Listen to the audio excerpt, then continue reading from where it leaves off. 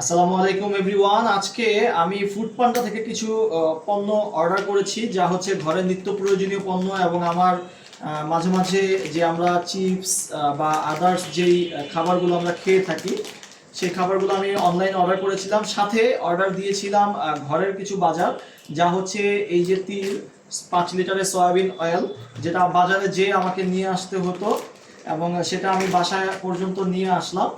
এবং এখানে দেখতে পাচ্ছেন আমার জন্য চিপস আছে। কোল্ড ড্রিঙ্কস তো তেমন খাওয়া হয় না, তবে এই জিরা পানিটা খাওয়া হয়, যার জন্য জিরা পানি আর এই লেমন, এই খাবারগুলো আনা হয়েছে। ড্রিঙ্কস, এখানে হলুদ ফাঁকি, ধনিয়া গুঁড়া এবং মরিচের গুঁড়া, চা পাতা,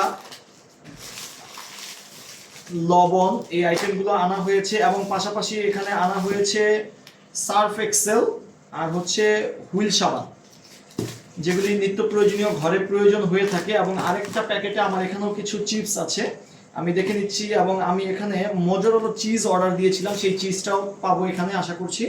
ইয়েস, আমার মজোরেলা চিজটাই আমার মেইন প্রয়োজন ছিল, স্যান্ডউইচ খাওয়ার জন্য বা পিৎজা খাওয়ার জন্য প্রয়োজন ছিল। এবং এখানেও কিছু চিপস আছে, মজোরেলা চিজ আছে।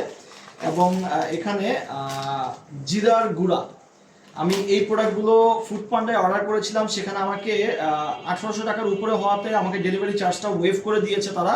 এবং পাশাপাশি আমি কিন্তু তাদের কাছ থেকে 100 টাকার একটা কুপনও পেয়েছি, যার ফলে এখানে কিন্তু আমার একটা যেই বাড়তি যেই খরচটা, সেটা ঘরে বসে আমি বাজার করতে পেরেছি ফুড পান্ডা থেকে। এবং এই বাড়তি খরচটা কিন্তু আমার হয়নি। তো আপনারা ফুড পান্ডা থেকে কে কে বাজার করে থাকেন তা অবশ্যই আমাকে কমেন্টস করে জানাবেন। আর ততক্ষণ পর্যন্ত আল্লাহ হাফেজ।